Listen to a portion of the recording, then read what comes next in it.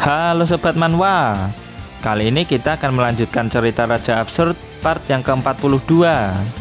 Di part sebelumnya, Hwangsang berniat mencari obat pembangkit merah tingkat tinggi ke markas organisasi Kriter. Namun di part kali ini, tim Hwangsang harus terlibat dengan pertarungan sengit dengan anggota organisasi Kriter yang lain. Gimana keseruannya? Tanpa basa-basi lagi, langsung pasang headset dan kita gaskan ke ceritanya di Manhwa Period.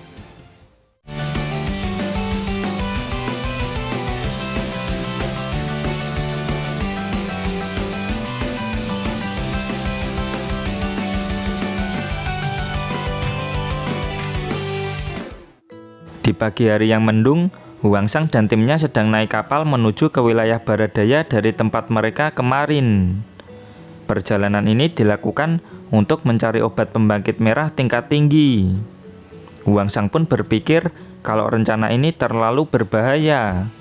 Lebih baik memastikan medan pertempuran terlebih dahulu sebelum bertemu dengan anggota organisasi Kriter tingkat tinggi.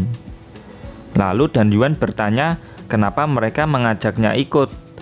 Mau bagaimanapun juga, Dan Yuan ini merupakan anggota organisasi Kriter. Jin-chan menenangkan Hwangsang untuk tidak mengkhawatirkan hal tersebut. Soalnya dirinya sudah menyeting bom di dalam tubuh Dan Yuan supaya meledak ketika dirinya dan Hwangsang tewas. Lalu Huli juga berkata bahwa virus di dalam tubuh Dan Yuan akan membuat Dan Yuan mencret-mencret apabila Dan Yuan melakukan sesuatu yang membuat Huli tidak suka. Pelatih Liu mengingatkan kalau di pihak musuh terdapat 2 atau lebih orang yang berada di ranah Golden Core Period, maka mereka tidak akan punya kesempatan untuk menang. Pelatih Liu menegaskan kalau mereka harus bersiap-siap dengan skenario terburuk. Dan tiba-tiba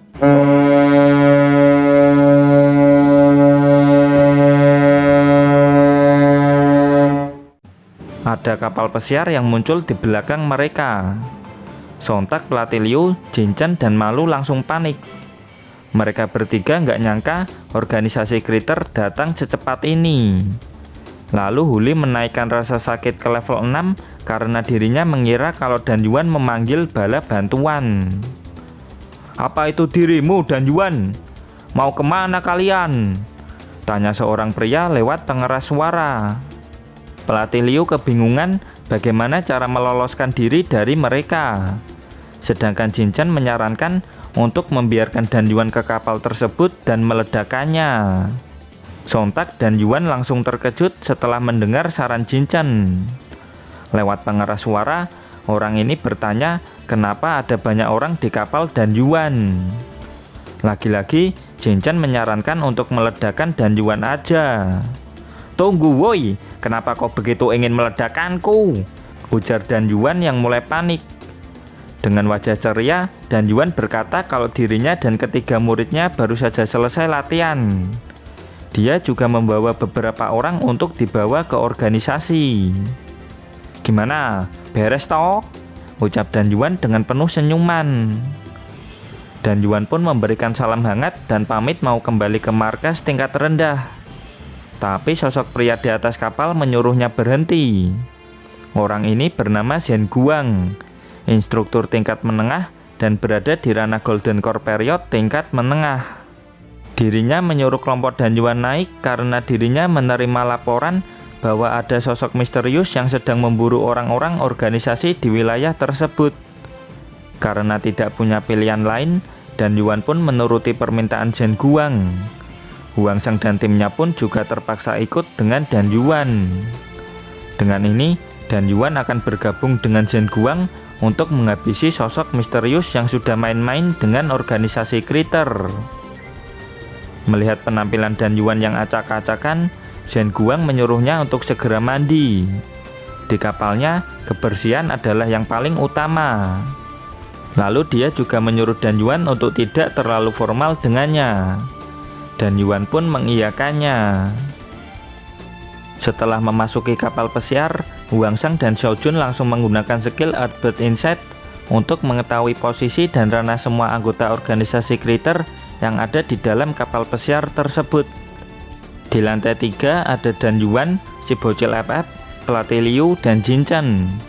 Di lantai 2 ada 14 anggota organisasi yang berada di ranah puncak Cardiac Period. Dan di lantai 1 ada 2 anggota yang berada di ranah Golden Core Period. Dan ada 10 anggota kriter lain yang berada di ranah Cardiac Period tingkat menengah. Kemudian di basement ada tim Huangsang dan 20 anggota kriter yang berada di tahap Cardiac Period awal untuk mengawasi tim Huangsang. Tidak disangka, mereka semua dijebloskan ke dalam sel dan sampai saat ini belum diberi makan. Sebelum berpisah, Huli menaruh virus pada mereka berempat. Perubahan apapun yang terjadi pada mereka pasti Huli ketahui. Dan saat ini mereka berempat masih dalam kondisi sehat walafiat. Dan tidak hanya itu, sebenarnya Huli juga bisa mengendalikan mereka. Dan benar saja, Dan Yuan langsung datang sambil membawakan makanan mewah untuk mereka. Dan Yuan meminta Huli untuk menghilangkan rasa mules di perutnya. Dan Yuan berjanji kalau akan memberikan apapun pada Huli. Di sisi lain, Zhen Guang penasaran kenapa Dan Yuan memberi para tahanan itu makanan. Sedangkan di sisi Dan Yuan, dia udah gak kuat lagi nahan beraknya.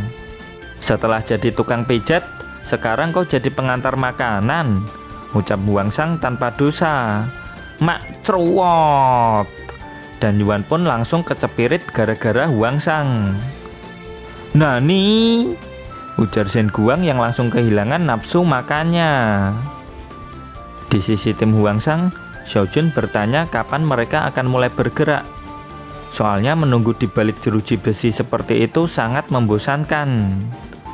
Karena di pihak musuh ada 2 master tahap Golden Core, mereka tidak boleh bergerak tanpa rencana yang matang. Di saat yang lain sedang memikirkan rencana, bisa-bisanya Huangsang turu di saat seperti ini. Kemudian panel berpindah ke ruang pribadi Zhen Guang. Dirinya punya firasat kalau Dan Yuan menyembunyikan sesuatu darinya.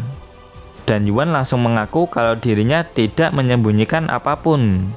Dan apa salahnya membawa beberapa orang berbakat? Yang jadi sumber masalahnya bukan itu, tapi ini adalah pertama kalinya Dan Yuan membawa orang luar. Pasti ada maksud tersembunyi.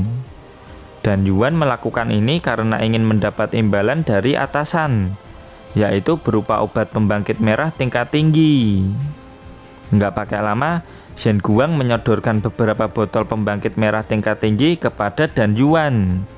Tapi syaratnya, Dan Yuan harus menyerahkan kedua murid ceweknya ke Zhen Guang terlebih dahulu. Emang mau keapakan mereka berdua? Tanya Dan Yuan. Pakai nanya, tentu saja bersenang-senang, ujar Zhen Guang dengan wajah uglinya. Setelah mendengar itu, dengan penuh kerendahan hati, Dan Yuan menolak menukar kedua cewek itu demi beberapa botol pembangkit merah. Dan Yuan tidak bisa melakukan itu. Meskipun dirinya bukan orang baik, tapi dia juga punya batas yang tidak boleh ia langgar. Sebagai seorang pria sejati, dirinya tidak akan membiarkan seorang wanita dilecehkan. Zhen Guang yang memasang wajah psikopat tiba-tiba tersenyum. Yang barusan ia bilang tadi hanyalah candaan. Zhen Guang memanggilnya kemari untuk berbincang, bukan untuk mendengarkan prinsip hidup Dan Yuan. Dan dawas, skill Gentleman Fist langsung menghantam wajah Dan Yuan. Dirinya langsung meledak akibat pukulan tersebut.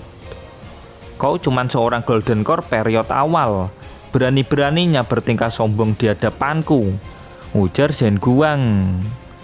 Di sisi Dan Yuan, dirinya udah tepar tidak sadarkan diri. Setelah menghajar Dan Yuan, Zhen Guang berjalan ke arah kamar pelatih Liu dan Jin Chen. Halo para murid, kenalin, namaku Zhen Guang, dan mulai hari ini aku resmi menjadi guru kalian, ucap Zhen Guang. Pelajaran pertama yang akan Zhen Guang berikan kepada pelatih Liu dan Jin Chen adalah pelajaran biologi. Dan dawas, Dan Yuan langsung menghajar wajah Zhen Guang dengan skill Heavy Pressure Fist. Lalu Dan Yuan menyuruh pelatih Liu dan Jin Chen untuk segera pergi dari kapal ini. Sedangkan dirinya akan menyusul setelah menemukan si bocil FF. Dan sering ada serangan tebasan yang mengenai Dan Yuan. Yang melakukan serangan tadi adalah Dao Qiao, salah satu ketua tim di organisasi Kriter. Dia bertanya apa yang mau dilakukan Zhen Guang sampai Dan Yuan berani melawannya. Zhen Guang langsung jujur, dirinya cuma mau melihat celana dalam pelatih Liu dan Jin Chen. Tiba-tiba ada yang melempar sempak ke arahnya. Kau mau lihat sempak? Nih sempak kuda, gimana? Ujar Maki Anji. Nah nih, ujar Zhen Guang. Mak dawas. Zhen Guang langsung mengajar Maki Anji sampai keluar kapal. Dia cukup terkejut melihat Maki Anji ada di sana. Seharusnya Maki Anji dan yang lainnya sedang berada di dalam penjara. Lalu Dao Qiao mendapat laporan bahwa anggota yang ditugaskan untuk menjaga mereka sudah dikalahkan. Dan dawas. Dengan skill heavy pressure fist, Dan Yuan menghempaskan Dao Qiao keluar kapal seperti yang dilakukan Zhen Guang ke Maki Anji. Zhen Guang sangat kesal dengan Dan Yuan. Tiba-tiba dari belakang Jin Chen menyerang dengan skill tinju api Hiken. Dan dawar. Ledakan api tersebut cukup untuk membuat kapal pesiar ini sedikit oleng. Setelah menerima serangan Jin Chen, Zhen Guang hanya menerima luka kecil. Dirinya sangat senang dengan gadis yang penuh semangat seperti Jin Chen. Tadi Jin Chen menahan kekuatannya supaya tidak melukai teman-temannya. Kali ini Jin Chen tidak akan menahan diri lagi. Dia akan membakar Zhen Guang beserta nafsu kotornya. Kemudian bola-bola api kecil muncul di sekitar Zhen Guang. Dan dawar. Jin Chen langsung meledakkannya dengan skill Great Burning Meteor Shower. Melihat guru mereka diledakkan, para murid ini mulai panik. Lalu mereka berlima terjebak di dalam skillnya Man Yu. Gak pakai lama, Xiao Jun langsung menyerang mereka berlima dengan skill Life Wave-nya. Xiao Yu juga tidak mau kalah. Dia membantai musuh yang ada di depannya dengan menggunakan skill andalan Phantom Heart Kill. Akan tetapi, musuh yang ia lawan berada di ranah puncak Cardiac Period. Mau nggak mau, dia harus lari bersama Malu dan Yu Qiong. Sialan, bisa-bisanya aku lari bareng Malu dan Yu Qiong. Batin Xiao Yu yang harga dirinya jatuh akibat hal itu. Anggota Kriter yang ada di sana langsung mengejar Xiao Yu, Malu dan Yu Qiong. Sayang sekali, mereka bertiga menemukan jalan buntu. Dan dawas. Untung Huli datang tepat waktu dan menyerang salah satu dari mereka dengan virusnya. Jika kalian ingin menyentuh adikku, langkai dulu mayatku, ucap Huli. Para anggota Kriter ini tidak takut sama Huli. Meskipun Huli itu puncak Cardiac Period, namun dirinya cuman sendirian. Sebenarnya Huli tidak sendirian. Mereka tidak tahu kalau Huli ini merupakan raja zombie. Tiba-tiba Roni terbangun dan menggigit Dimas dari belakang. Sontak Dimas langsung berteriak sekencang-kencangnya. Lalu Huangsang yang lagi enak-enak turu terbangun karena merasakan aura musuh yang tiba-tiba meningkat dengan drastis. Huangsang langsung keluar dari penjara dan mengingatkan kawan-kawannya supaya hati-hati, terutama sama si Badrul yang ada di belakang itu. Tiba-tiba saja Badrul mengalami ledakan aura dan dawar.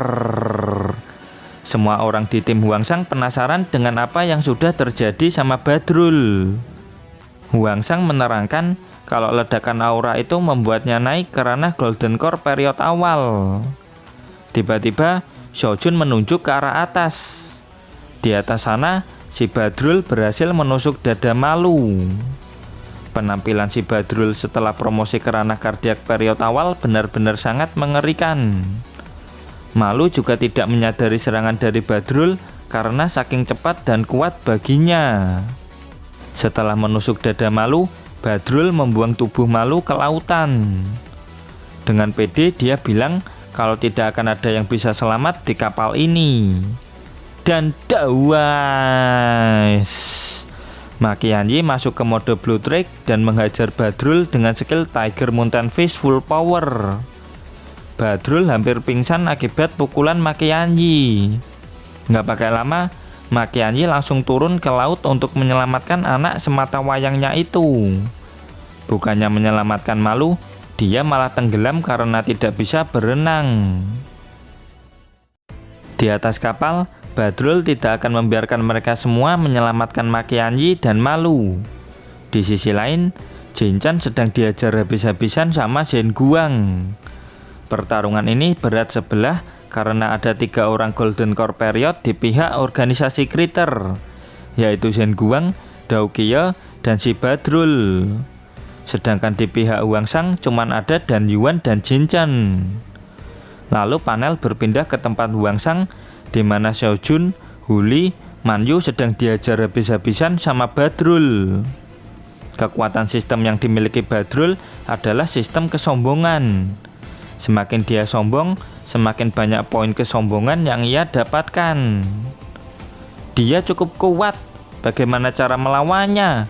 Tanya pelatih Liu ke Huangsang. Tanpa menahan diri lagi, Huangsang mengaktifkan Ignite Soul dan Different King Heaven Spirit. Dengan ini, kekuatan spiritual Huangsang naik secara drastis. Adu pukulan antara Huangsang dan si Badrul pun dimulai. Sekilas, Huangsang bisa mengimbangi serangan si Badrul. Namun karena perbedaan ranah, Huangsang pun dihempaskan sama si Badrul dengan skill Light Explosion. Tidak tinggal diam, dari belakang Huli menyerang dengan virus bodinya. Badrul sempat terluka.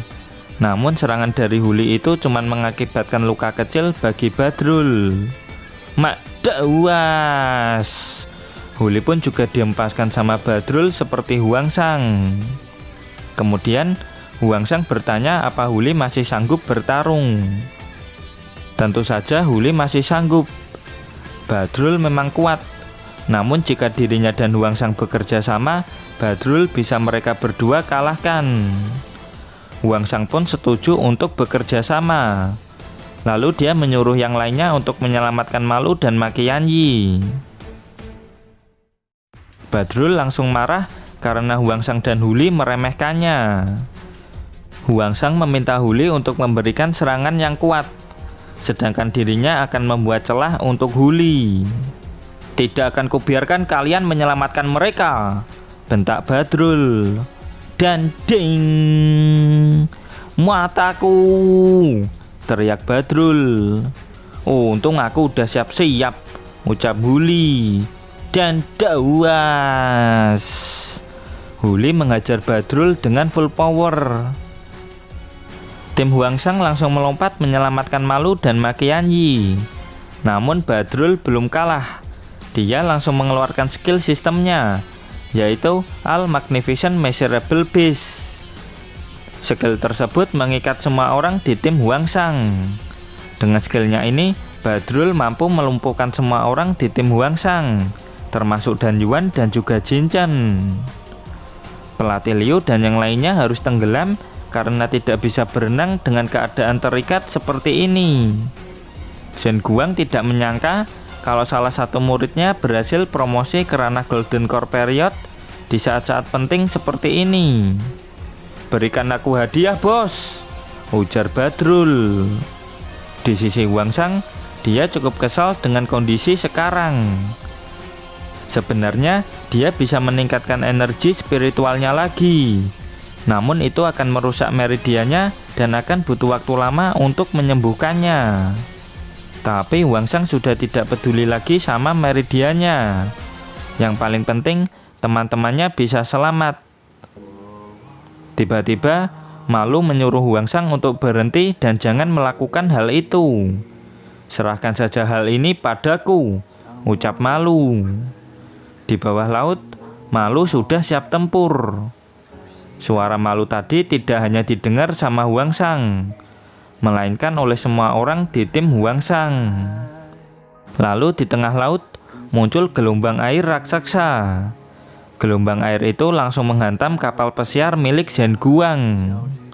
Ada apa ini? Teriak Shen Guang. Lalu dari jauh mereka melihat kalau air ini menyelamatkan semua orang di tim Huang Shang. Siapa yang berani ikut campur urusan kami? Ujar Badrul dengan kesal. Lautan merupakan tempat yang indah sekaligus mengerikan. Tempat yang juga menyimpan banyak rahasia. Orang ini mengatakan bahwa aku bukanlah orang biasa. Mungkin aku berasal dari daerah yang jauh. Aku tidak bisa mengingat semuanya. Tapi yang pasti, aku adalah penguasa lautan. Sosok misterius memasuki tubuh Malu dan membuat Malu berubah ke mode imbibitor lunai. Itu beneran Malu, ujar mereka berlima.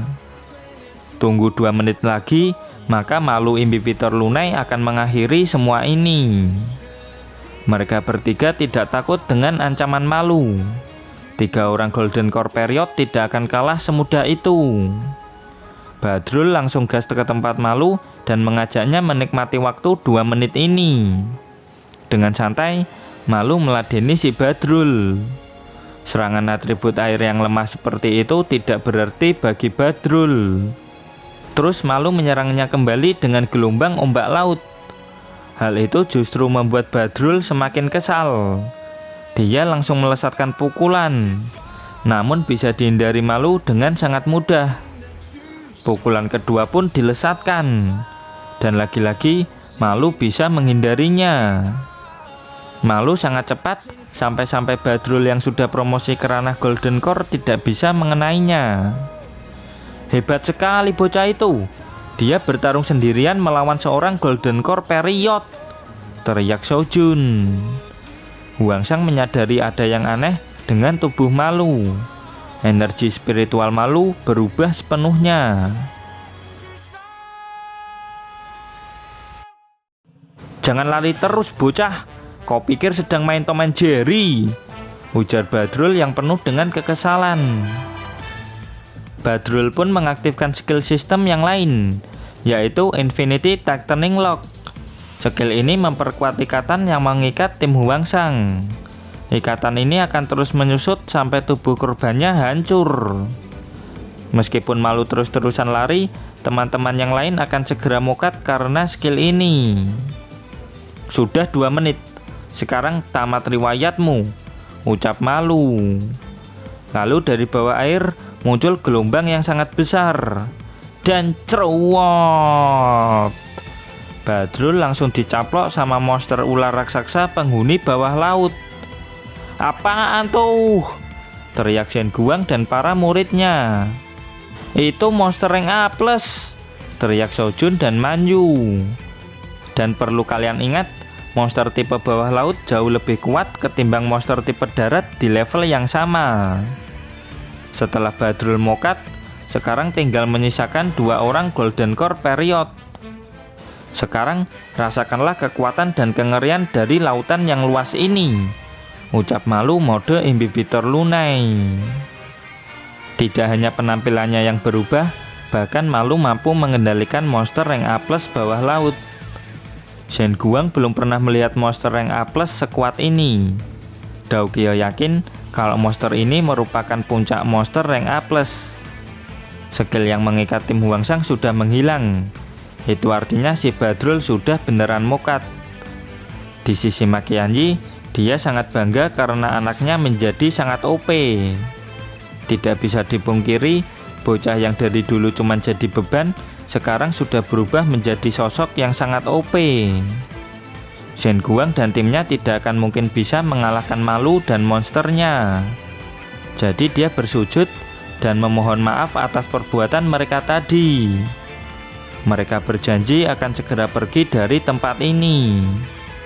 Tapi Malu tidak akan memaafkan perbuatan yang sudah tim Shen Guang lakukan kepada teman-temannya. Shen Guang memohon dengan sangat. Dia mengakui bahwa mereka sudah salah. Dirinya rela melakukan apapun demi menebus kesalahannya itu. Kalau begitu, matilah, ucap Malu dengan tegas. Mengetahui triknya gagal, Shen Guang berencana melawan Malu. Tapi sebelum itu, dirinya ingin melihat di ranah mana Malu berada. Akan tetapi, terjadi keanehan pada alat pengukur mereka. Pendeteksi kekuatan spiritual mereka tidak bekerja dengan benar. Ranah Malu saat ini tidak bisa teridentifikasi. Sontak Zhen Guang langsung menyuruh semua bawahannya untuk putar balik dan kabur dari tempat ini secepat mungkin. Dengan kecepatan maksimal, kapal pesiar Zhen Guang melaju dengan cepat menjauh dari tempat itu. Di sisi Malu, dirinya tidak akan membiarkan mereka semua lolos begitu saja. Tiba-tiba, Malu menaikkan gelombang air laut dan membuat beberapa anggota Kriter di sana terjatuh. Tidak disangka-sangka, Malu bisa mengendalikan lautan. Sialan, jika tetap di laut, kami tidak punya kesempatan untuk menang, umpat Zhen Guang dalam hati. Gak pakai lama, Zhen Guang langsung melempar Dakia ke mulut si monster. Brengsek kau Zhen Guang, teriak Dakia. Lalu Zhen Guang mengaktifkan skill sistem miliknya, yaitu Wing of Light. Dia terbang menjauh dengan kecepatan penuh. Tunggu saja kau bocah keparat, akan kubalas kau nanti, ancam Zhen Guang.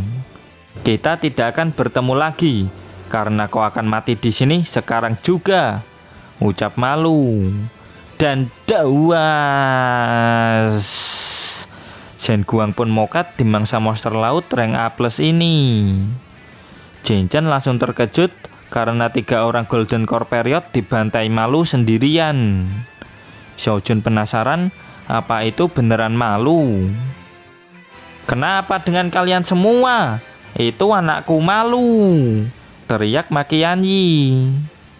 Di sisi Huangshan, dirinya menyadari kekuatan spiritual Malu sekarang benar-benar berbeda dari sebelumnya. Sosok di balik Malu, siapa dia sebenarnya? Batin Huangshan. Dan sayang sekali, chapter pun berakhir sampai di sini.